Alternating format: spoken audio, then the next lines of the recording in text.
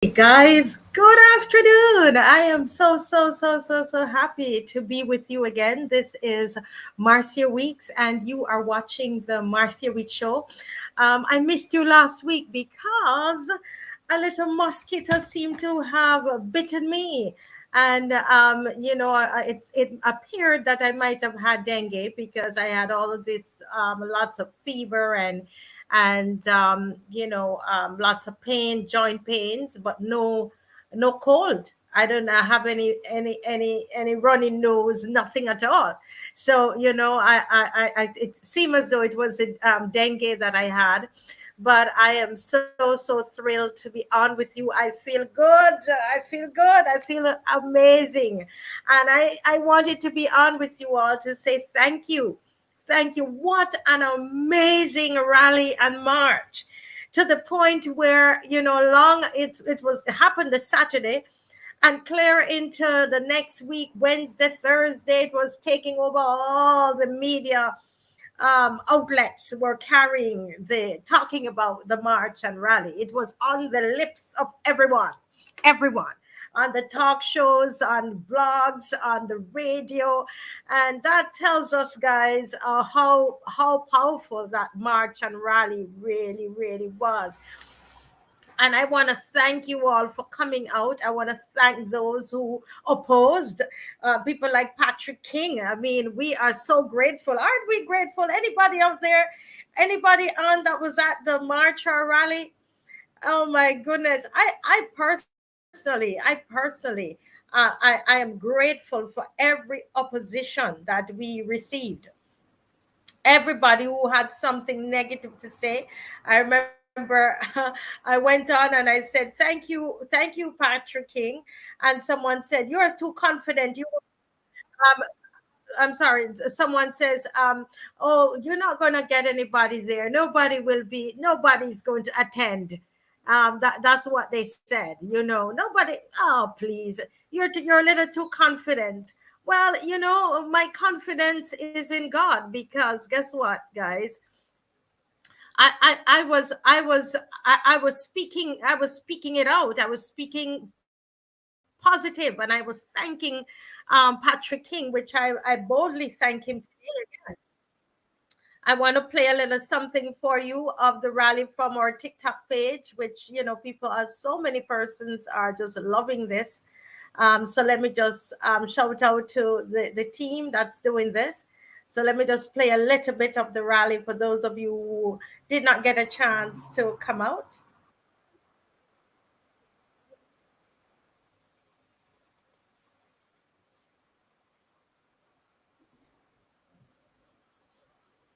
This is just a little bit of the rally here.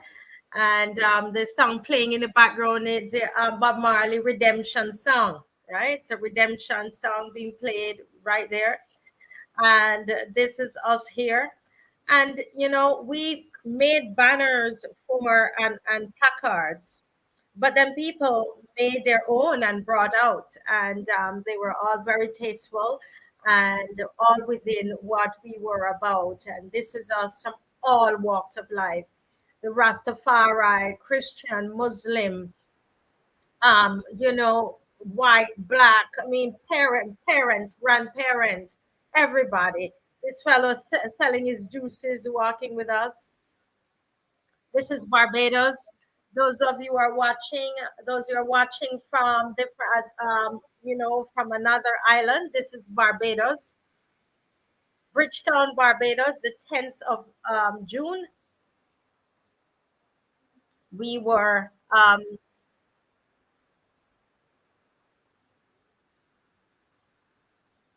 marching.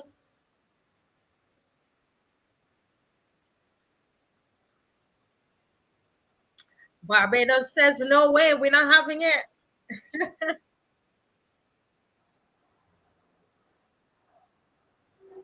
Were you at the rally? If you were at the rally, please say you were at the rally and tell me your experience at the rally. I can tell you the powers that be are still reeling from this. They were so offended that we dare to go out to march.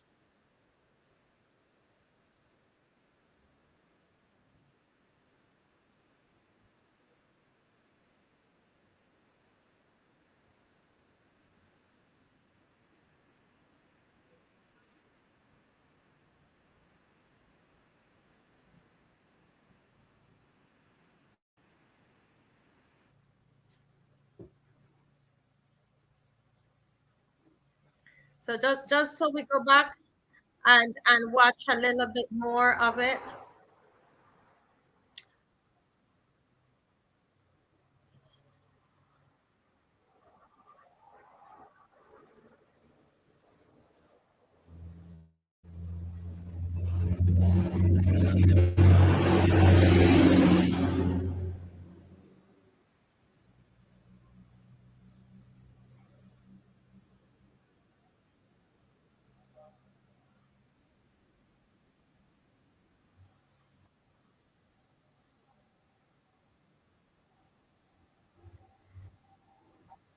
Yes, guys, that's us on the road and telling the government absolutely not. We're pushing back the Caribbean. We're part of this whole movement. This is a Watch Out My Children parent and child rights march and rally. Watch Out My Children. And tomorrow evening we have Watch Out My Children Caribbean. We're going to be on social media tomorrow with several speakers from the different Caribbean islands. We're going to have Chef Lord Valentine. Is going to be on as well. Nigel London from St. Vincent and the from Guyana. Nigel London is from Guyana. He's going to be on tomorrow. Umar Abdullah will be on from Trinidad. And we will continue to push back as we support Bahamas. Bahamas has their rally coming up, and we're going to support them. We're going to continue to show our support and continue to work together.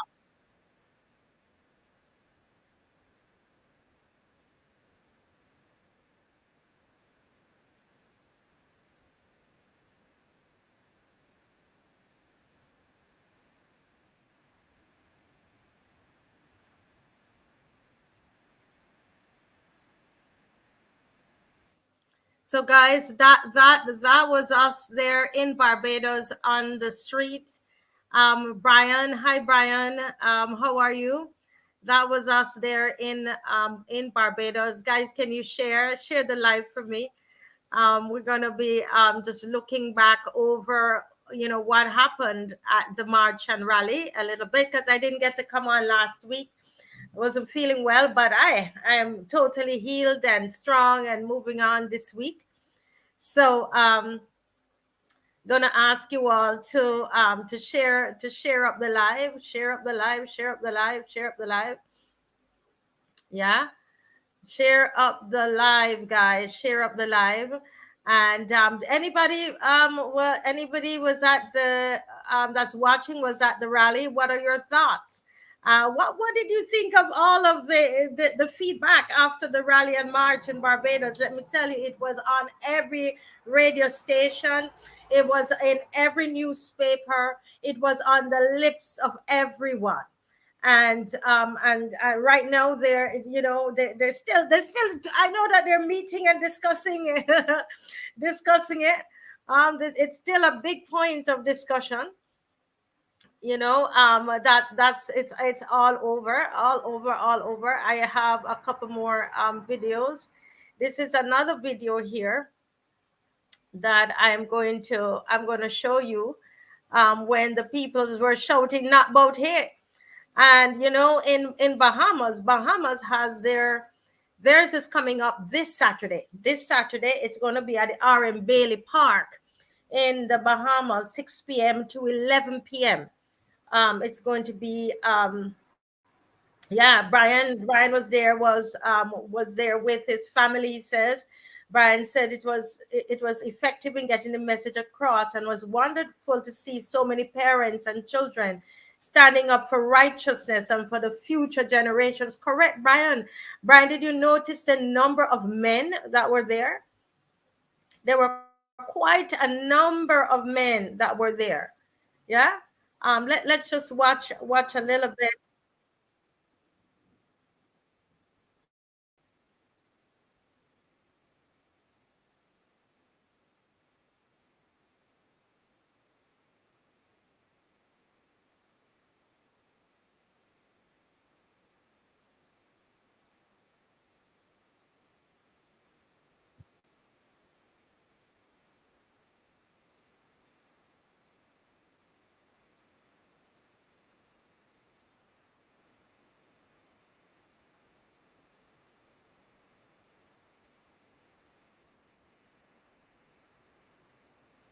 So these are the people shouting not about hey. That's Bajan for you. And I know that in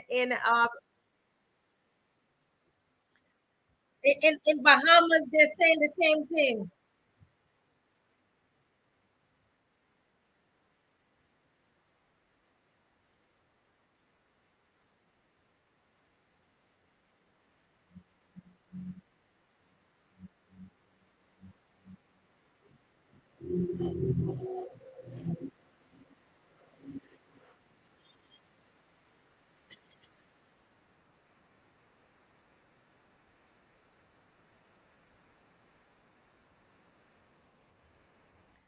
That's the people of Barbados, the people of Barbados and Bahamas. They're having theirs this week. So if you know people in Bahamas, tell them to go down to the RM Bailey Park.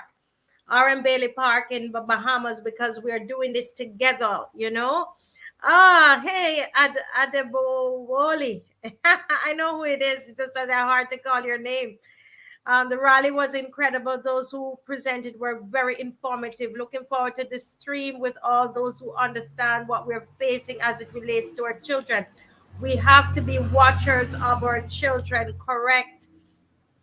Our march was all about love, love for our children, watchers of our children. I love it. Watchers of our children, very, very important. And as I said, there will be a march in the Bahamas. This not a march, a rally in the Bahamas this Saturday at the RM Bailey Park, and it will be at 6 p.m. So if you're in the Bahamas, those of you who are watching on Caribbean, if you're watching from the Bahamas, please the support. This is important. As this viewer says, we have to be watchers of our children. This is important. This is the Protect the Children rally. And if that can't get you out to go out and support, I don't know what else is going to get you out, because our children, they can't, they will not be able to speak up on their own. We have to speak up on their behalf. Important that we speak up on their behalf. We become the voice of the voiceless. Important, very important. Yeah, yeah.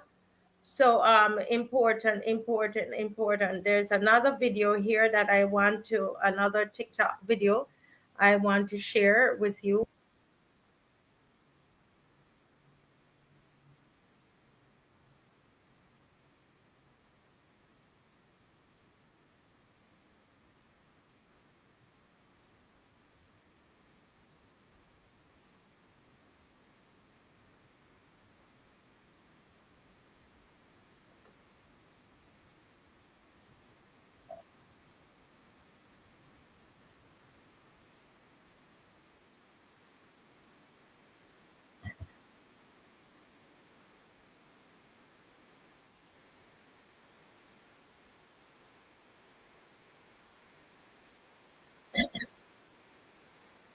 Yeah, this was amazing.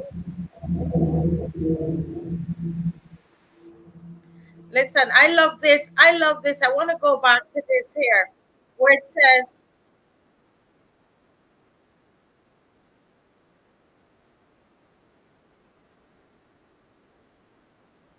I love this one. It says, an attack on our children is a declaration of war. An attack on our children is a declaration of war. And I believe that the people came out. Did you see how many men were out there? Did you all see that? How many men came out? It was quite a number of men that came out. An attack on our children is a declaration of war, and that placard said, actually. And I thought I was showing it on the screen, but apparently not. But let me see if I can bring it up again. Yeah.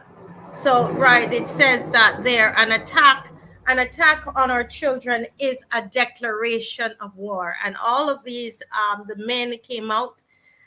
Very, very powerful to see the men, how the men came out to protect the children. Yes. So we want to, just to encourage those of you who are in the Bahamas to go out on Saturday, 6 p.m. to 11 p.m. That's a long rally. 6 p.m. to 11 p.m. That's 7, 8, 9, 10, 11. That's 5 hours, guys. 5 hours. And so, if even if you're late, you're going to catch something, right? You don't want to be late, but even if you're late, you will catch something. All right. So that was the rally, march and rally in Barbados. We want to thank God for the police who said, we were so very organized. The police commented and complimented us on how organized we were. Yes, we were so organized and well funded that the critics, claimed that we were being funded by right wing political agents from the US. Let me just take this opportunity to thank you all for all the donations, the $5, the $20, the $10, everything that you gave, that made it a success. When we got to Independence Square, there were people there already waiting for us. Our stage was already set up, beautiful plants. Want to thank the local, plant nurseries and people who sell plants that donated the use of the plants. I just want to thank those that have donated their beautiful plants to make that space so beautiful. All the those that assisted with the stage and the sound and the screen and everything that we had out there. We say thank you. We say thank you to those who gave and those who criticized. We would thank you for that. We thank you for those who criticize, whether it was constructive or non-constructive. We have to, there's a scripture that says that what the devil meant for evil, how God turns it around for good. And that's what happened in the case with Patrick King. Patrick King made the march and rally known. Even those who didn't know that it was happening, they knew of it because of Patrick King. So we have to say thank you to Patrick King. He did a fabulous job, in advertising for us. I'm sure he's not the one that they're calling the right wing, that it's because that he's part of the right wing establishment that helped us. I don't think that they're talking about him, but I just want to say that it was amazing job that he did there. And we're coming again. Listen out, we're coming again. I want to hear from you guys. What do we do next? We came to you and we asked you, we said, listen, this is what's happening in Barbados. What do we do? And you guys said, we are ready to march. And indeed, you were ready to march. You were there. And in 1 week, this march was put together. No wonder they are worried. They were angry about it. It was put together in one single week with a small group of people, but with people with big heart and people supporting. You give it, calling and giving your financial donations. Some people came to the rally with a case of water just to share with people, right? They came, Pedro, with water to share with others. People came and were sticking a little money in people's hands to pay for this and pay for that. We collected money at the event. Oh my goodness. That's what you call the blessings of Jehovah God. And as the sign says, an attack on our children is a declaration of war. The people were ready. They were ready, and they went out and they did marvelously. And we're coming again. While I was out there, people came up and they kept saying, listen, we want to be out here every month. Well, listen out for the event in July. because there is going to be an event in July. In another couple of weeks, listen out for that. There is going to be an event coming up in July right here in Barbados. So you listen out carefully for that. And we are not going to stop because they have paused. Doesn't mean that we are going to pause. We don't pause. We don't pause, guys, because all that's going to happen when we pause, then we sit and we wait for them to come with something again. We need to know, let them know we mean business.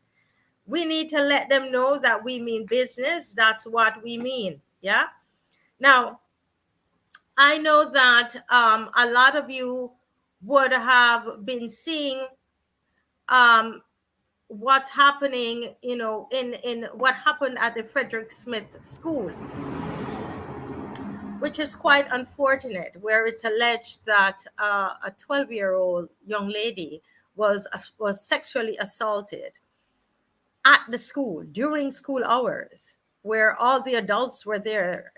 I suspect all the teachers and the principal and the security guard, and all of that happened. Someone walked from off the street, came into the school, and sexually assaulted. Well, the first report that we got, let's call it what it is, they raped the child. The child was raped. That's the allegation, that the child was raped at the school. This is the Frederick Smith School. And this is a school that has been in the media over and over. I saw an article that was, since 2009, when we had a different a very different minister of education at that time, and they had agreed that they were going to put as security, strong security at the school since 2009. And 2009, and this is 2023. Sancho Bradshaw was in the paper saying that they're going to, and I had the article here. I'm just hoping that I could find it, where they were saying that they were going to put extra security at the school. This is since 2009, and here we are. This is 2023. How many years have passed? Okay. Not, it wasn't 2009. I'm sorry, not 2009. I'm sorry. But it was during the tenure of Sancho Bradshaw. This was when someone was stabbed at the school, and nothing has been done. And it is now 2023, and here we now have this young lady who, the parents sent her to school, dressed her in school uniform, and sent her to this in the care of the state. And she went to school, and I don't know where they were when they got the report to come up to the school to find out that the child was assaulted on school grounds. Now, I want to ask you, as a parent, I'm thinking about this as a parent. What do you do in a situation like that? What do you do? And in a culture where we are very, very, very quick to blame the victim, we are quick to say that it must have been something that she did. We are so quick. You hear even the young people are saying, okay, I wonder what she did. We will never be able to stop. I don't know when we're going to be able to stop doing that. When will we stop blaming the victim? A 12 years old,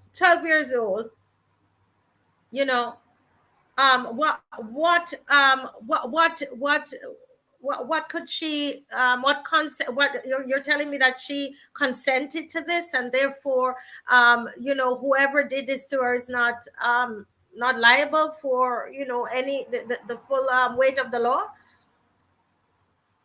Well, it said that they have someone in custody, but we have not been told yet, Pedro. Pedro is asking the question. We have not been told yet what this person has been charged with, right? We have not been told what this person has been charged, but there is a little girl, 12 years old, who has been violated. And I want to say that this violation is not just by the young man who did this heinous act against this young lady, but it's also this child was also violated by the state. This is very, very important that we establish that. And so here we are in Barbados and in the Caribbean. We tend, for some reason, we tend to require very, very, very, very little of our officials. I believe it's the way we see ourselves, it's how we view ourselves, our perception of ourselves, that something of this nature could occur. And we have not heard any. First of all, they had a meeting, a 4-hour meeting at the school. The Ministry of Education went down the next day. They closed the school and had a 4-hour meeting. We have not heard any what the results were of that meeting. We have not heard what the findings were. We have not asked as a nation. We have not asked because for some reason, the way we view ourselves, the way we perceive ourselves, we do not hold our officials accountable. Now, I run an organization. I run Praise Academy of Dance, and almost every year, except during the pandemic, we would put on summer camps. And sometimes at our summer camps, we have, over 100 children there. Sometimes at our school, our dance school or art school, we have over 200 children taken care of. When we have our shows, we have our cast of over 200 children. And I tell you this, that if something of that nature, God forbid, should ever happen at our organization, in our care, when we have children in our care, I guarantee you that we would have to be answering to the authorities about what happened on our compound, what happened in our care, in our sphere, in our compound, in our building. We would have to answer to that. Now, the school is run by the state. The school is run by the state. Where did this occur? Where did this assault occur? On state property. That's the thing, on state property. And I'm really, really hoping that this parent gets some wise counsel. I'm hoping that this parent gets some wise legal counsel. And I'm hoping that Barbadians will not join in to say, well, all she wants is money. Because there is a mentality that once you begin to stand up for your rights and stand up for what, and to represent yourself, for some reason within our culture, we like to push those people down. The parents whose rights were violated when their children were given that test back in October, you hear others saying, oh, all they want is money. We're talking here, guys, about violation of rights, and understanding that if I send my child to a state-run institution and something happens to them at the state-run institution, that the state is responsible. That's what this whole child protection bill is supposed to all be about, where they're saying that when the child is no longer safe in the home of the parent, the state comes and takes the child out, because the state wants to make sure that the child is safe according to them. So in this particular case, who is liable? Who is going to be liable? The parent? Was the parent in charge of the school? Who sets the rules and the all the the jurisdictions and everything for the school? Who sets up all of these laws for the school, all the rules of the school, the security of the school? Who sets that up? Why aren't we hearing about this in the public? Why aren't we hearing about this on the talk shows? I heard a talk show host says, this is what the minister is trying to do with the child protection bill. Really? If this is what if this is what the minister is trying to do with the child protection bill, that bill is not protecting anybody, because someone walked off the street and walked into a school that is run by the state. Because according to the child protection bill, they are going to remove children from their homes in order to protect them. And you can't protect children in your care for a few hours, for 6 hours, but you're going to take them and keep them in a state-run facility. And when you begin to really look at that child protection bill, there is no recourse if something happens to the children who are in the custody of the state. Read the bill again. A lot of people love to talk about this bill and you have not read it. There is no recourse. There's no nothing. No, there are no charges, no fines against the state or the director of these state-run programs. Read that bill again. But we have a situation right here in Barbados where children were put in the care of the state. And someone could walk off the street. I want to see in the camp that I run where who is the person that's going to walk off the street and come into this camp and rape somebody and rape a child, and I will go along my merry way and say, well, you know what, we're just going to increase the security and expect that is it, and we move on. And that's what we heard from the Ministry of Education. We're going to increase the security at that particular school. And the question is, what about all the other schools that the PTAs have been complaining about for years? And, the teachers' unions have been complaining for years with all of the violence that is happening on the streets of Barbados. Will that also spill over into the school? Do we have enough security that is going to protect the students and the teachers from the violence that is happening on the streets of Barbados? What are the measures that are put in place to protect the teachers and the students?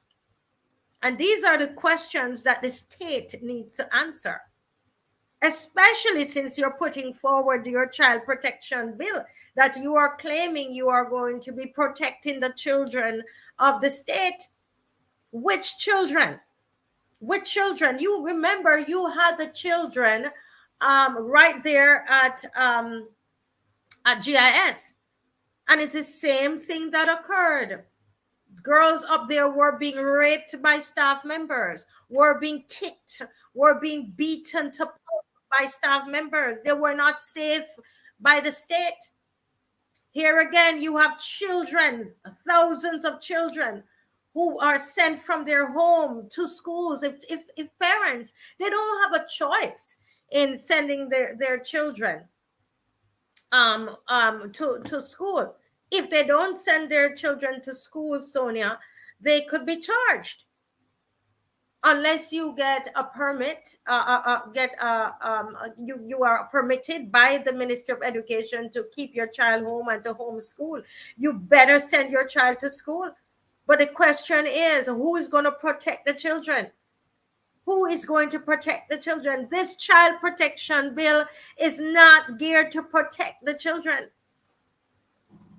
In fact, there were certain laws that were on our law books that have been removed in their haste. In their haste to remove the Buckry law, they removed other laws from the books. And the attorney general says, oh, we're going to look into that to make sure that children are protected. We have not heard one wink from them yet about that. This is the same state that is saying, listen, we are here to protect the children. They have not proven that to me yet.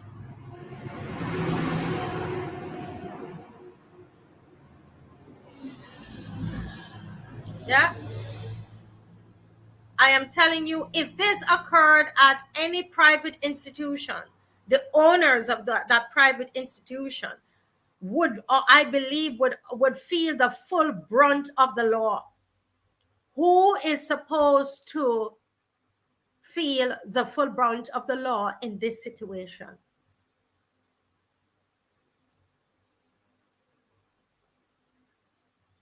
There is no way a private institution would get away scot-free. No way.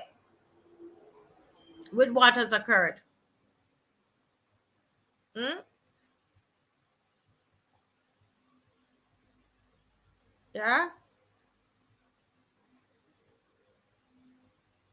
Brian says there's no way a person should be able to simply walk onto any school property and disappear into any part of a school unaccompanied. What kind of school are you running? Security and safety is number one, no exceptions or excuses. Well, tell that to the state. It's a state school. It's not a private school. It is not a private school. This is the same state who they're going to be very quick to come to swoop up and take your children out of your home to bring in their care. And they have not yet proven to us that they can protect our children.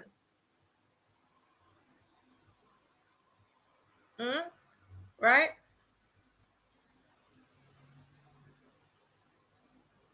Sonia says this was in Barbados, Sonia, that someone was taken from a school and sexually assaulted. And the head of that school had to resign. Well, we haven't heard anything about this school. We haven't heard anything about the Ministry of Education.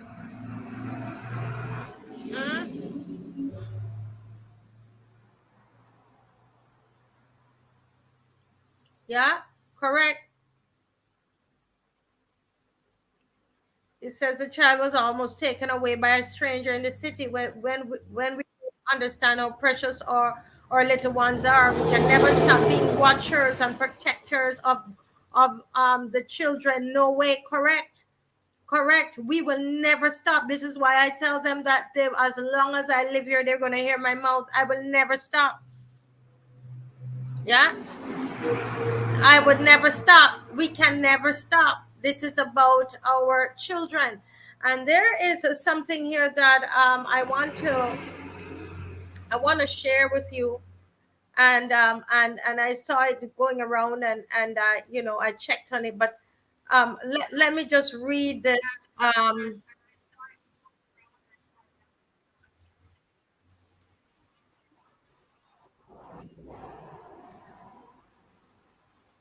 Sorry, I picked up the wrong thing there. I picked up the wrong thing, but let me just I want to share something with you. Okay, I want to share something with you.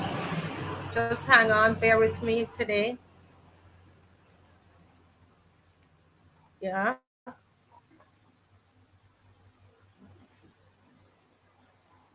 Well, here's an article that I want to share, and it says it's an article by Anesta Henry and Sheria Brathwaite. A children's advocate is calling for someone to be held accountable for the security lapse that led to the alleged assault of a female student at the Frederick Smith Secondary School, while a group has suggested that the government should compensate the child and her family. While saying that, she was saddened at the response given to the issue by the Minister of Education, Kay McConney. Shelly Ross lamented there was an apparent lack of accountability for many incidents occurring at the Trent St. James School. She said heads should be rolling since Thursday. The principal should be sent on leave, and this school needs a thorough investigation. With no accountability in our schools, these matters are going unnoticed, and schools like Frederick Smith continue to fail our children, while it seems to be accepted that the children are no good and that it is simply a cop-out. She said in an interview with Barbados today. That is Shelly Ross, and I thank her for her courage. I thank her for her courage in speaking out. Okay, now this is here's a video that I want to On share with Monday, you. the High Court of I want to share this video with you at this time. If you are in agreement with Shelly Ross that heads should roll? Are you in agreement with Shelly Ross that heads should roll? You see, Sonia, you know, Kay McConney, I mean, her head should have rolled since October. Since October, when she violated the children. One of the, she violated those children. She violated those children in October. It's not the first rape that happened of the children. The children were raped back then. They were violated back then. Hundreds of children were violated by Kay McConney, and nothing was done to her. She remained there and actually said she's not resigning. So why should we expect that the principal of this school is going to resign? Why should we expect heads to roll when Kay McConney kept her job? And the prime minister ensured that she kept her job after she violated the children of this country and violated the parents.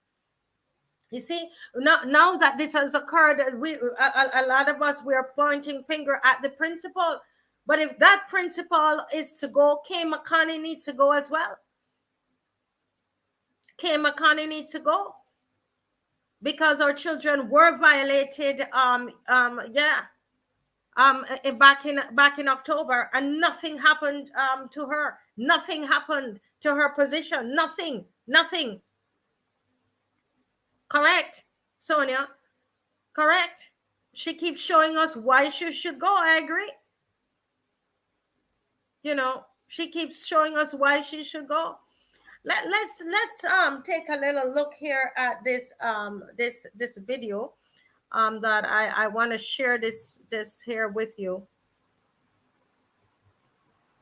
Barbados removed Section 9 and Section 12 from the Sexual Offences Act. Section 9 is buggery and Section 12 is serious indecency. Now, it is no longer a crime to commit homosexuality, but it is also no longer a crime for pedophiles, perverts, sex offenders to commit an act of indecency with or towards a child under the age of 16. So if your children are violated in any of the several perverted ways, there is very little the law can do because the High Court has removed the law. Section 12 Part 2 of the Sexual Offences Act says that a person who commits an act of serious indecency with or towards a child under the age of 16, or incites the child under that age to such an act with him or another, is guilty of an offence and is liable on conviction to imprisonment for a term of 15 years. They have succeeded in removing this law which protected our children. Those who went after Section 9 went after Section 12 at the same time. They obviously do not want our children protected. Was this their agenda all along? Barbados, it is time to fight back. Which protected our children. Those who went. Okay, folks, you know, this is a very, very, very, very serious thing. This is a very, very, very, very serious thing.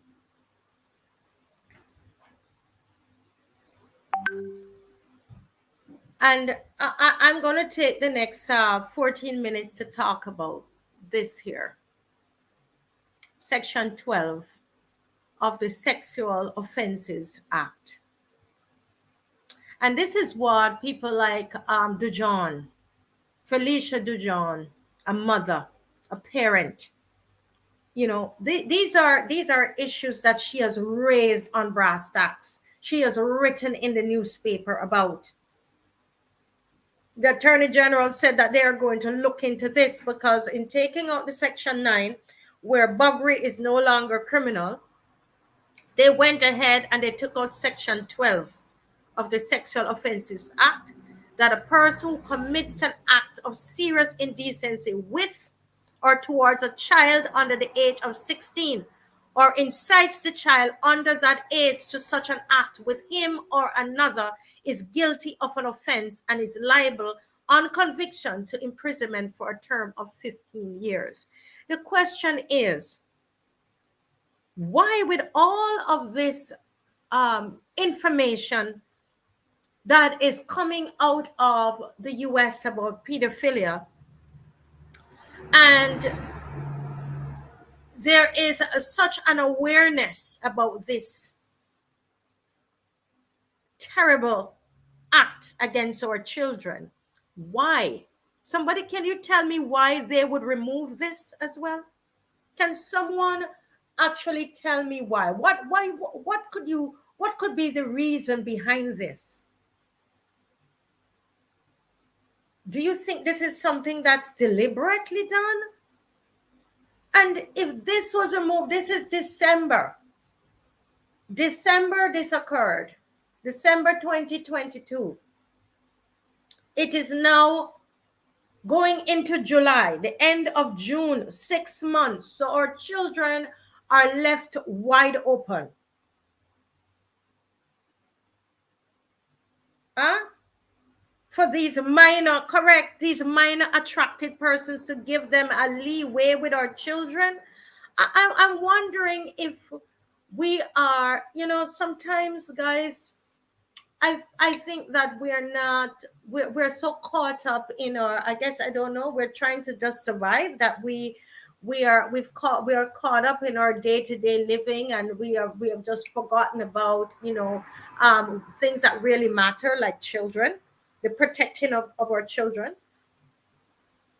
So you're telling me that a child who is experience any kind of sexual offense by an adult, any child under the age of 16, that based on what I'm reading here, because this has been removed from our laws, this has been struck down, Section 12 has been struck down, you're telling me that our children are wide open?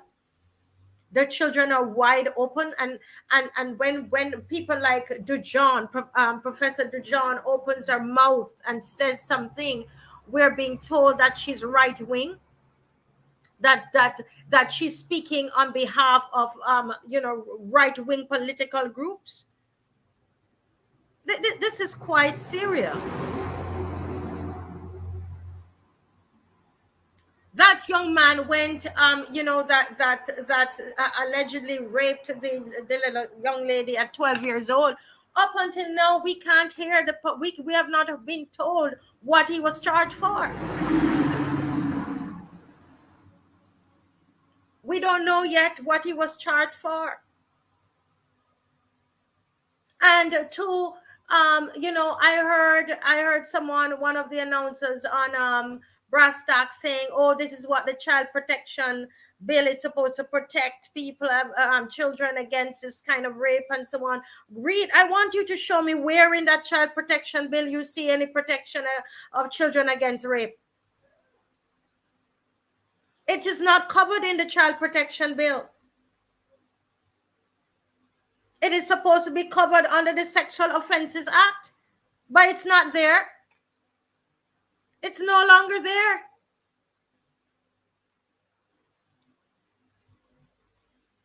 It's no longer there. Why aren't we calling into brass tacks about this? Huh? This leaves it open for all these minor attracted persons that they claim, and trying to make it normal now for adults to mess with little children. This is a clear open door for it. Why did they strike this down in the first place?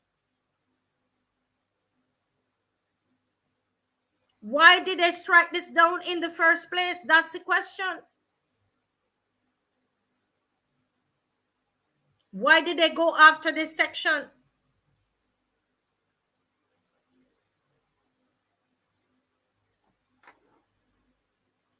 And I heard, they love to talk about right wing, etc. And only this morning I was looking at the report that came in one of the newspapers after Section 9 about the buggery was struck down, where it's no longer a criminal offense, if for homosexuals. You know what's interesting about that case? You know what's interesting about that case, and I'm gonna do a whole show just on that. It's a help that was that the local lawyers here received from overseas. Isn't that interesting? But we're going to touch on that on another show. Brian is saying why. Brian said they may want to protect persons in high places who may have this sick affliction known as minor attraction, or is this to make way for the drag queen pedophilia agenda pushed by the USA and the EU? I don't know, but somebody has to tell me what did Section 9 and 12 have in common? Section 9 dealt with the buggery laws. What did Section 9 and Section 12? Section 12 had to do with the Sexual Offences Act. Okay? It's part of the Sexual Offences Act, sorry. Part 2 of it, what did that one have to do with the next? Anybody listening can give me an answer to that? And why haven't we demanded from our officials, from the Attorney General, of what is going to be put into place? What is going to go? What is to be put in place for this?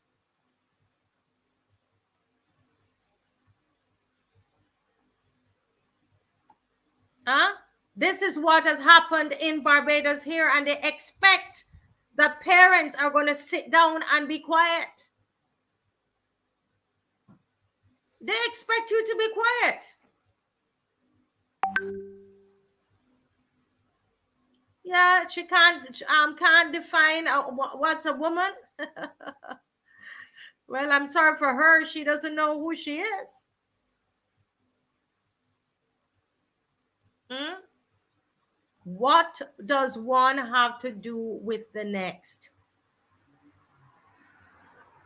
You want to make it legal for you to be able to have your homosexual sexual relationship. You're adults, live your life. But what does that have to do with Section 12, Part 2 of the Sexual Offences Act? Someone needs to hold this judge accountable. It makes you wonder. It makes one wonder what this is all about.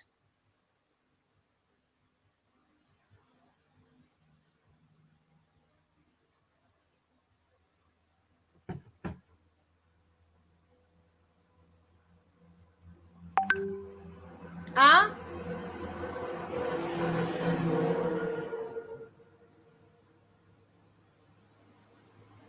I would love to hear from those who are lawyers in this country.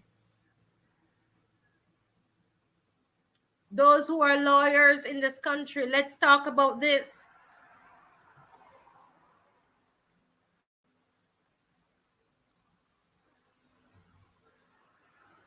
What was this? What are you saying, Pedro? What Pedro says, what do you think the plus in the LGBTQIA means? What does it mean? They're allowing grooming. They're allowing the grooming to happen. Why? The big question is, when they struck down Section 9, why was Section 12 Part 2 struck down at the same time? What does one have to do with the next? I am not a lawyer, so I'm asking the question. I will need to get a lawyer on here to explain to me what it means.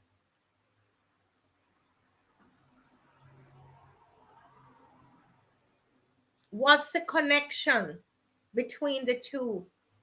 I want to understand that. What does the Buggery law have to do with this law concerning children under the age of 12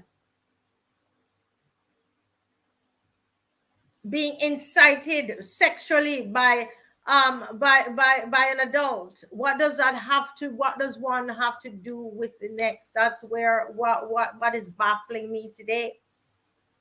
And what has the Attorney General done regarding this section?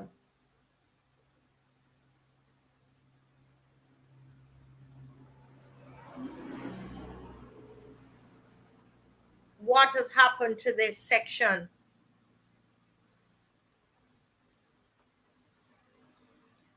You know, these are some serious questions that we have to ask our officials. These are serious questions that we have to ask our officials. I want to invite you guys, because I would like to continue this here on our Caribbean show tomorrow evening at 7 o'clock. Tomorrow evening is 7 p.m. We're going to have our Caribbean. This is the Watch Out My Children Caribbean. We're going to have a speaker on from St. Vincent and the Grenadine, Mr. Ballantyne. He wrote a book. The book says "No Dress for Little Timmy," and so he's going to be on. Chef Lauren Ballantyne will be on with us. We're going to have Nigel London is going to be on from Guyana, talking about the protection of the children there in Guyana, where a little girl was raped by a politician, someone from the ruling government, raped the young lady. Since December, she wrote to the president, and if she didn't go to social media, she would not be getting any justice at all. They had intended to sweep it under the rug. It appeared. He's going to be on talking about the protecting of the children. Cassio Stewart from the Bahamas will be on to talk about the Protect the Children rally that is happening in the Bahamas. Then we're a little confused because we saw a letter came out from the Ministry of Education in Trinidad saying that, you know,